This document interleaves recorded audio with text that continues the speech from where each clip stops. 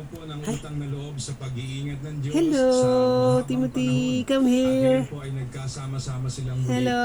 Maligaya talaga sa MCGI. Kaya mo na mag-move mang ano.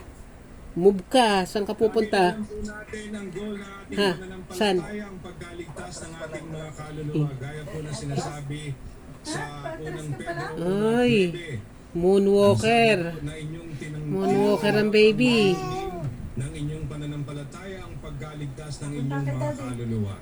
Salamat sa Diyos, tayo po ay ginagabayan Come here. ng Espiritu ng Diyos upang Ka. tayo ay lumakad Ka. sa Espiritu at tayo po ay managana sa mga kaalaman mula po Ay. sa Ebanghelyo. Terno pa sa suot mo ngayon, ha? Panginoong Diyos, at tayo po ay talagang ang Eh. ating pong paggawa ay Madali. increasing. Lakad ka na pabalik. Tayo po ay nagkakaroon ng kaligayahan Li, sa move ka, araw-araw move. ng ating mga pagkakatipon at tayong mga magkakapatid ay Ano hinihingi mo? ikalulugod ng ating Diyos. Kagaya po na sinasabi sa Kolosas 1:10.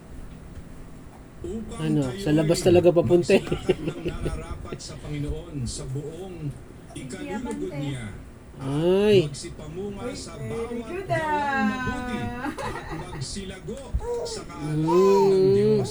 Salamat ng marami sa Diyos sa kanyang pag-akay sa atin at sa Ano ba yan? ating mga aral na umaakay sa ating magkakapatid. Ano ba yan? At sa ating pong mga paggawa, Ano sa nanay niya? Ubuhin. ang paggawa natin ay ikasasakdal, increasing, pumipigay sa bawat mabuting gawa na ating pong naisa sa katuparan sa awa at tulong ng Diyos. Ang ating pong mga kaliitan ay pumupuri sa Diyos sa lahat ng ating Alala, kay mama, mama. araw-araw na pamumuhay.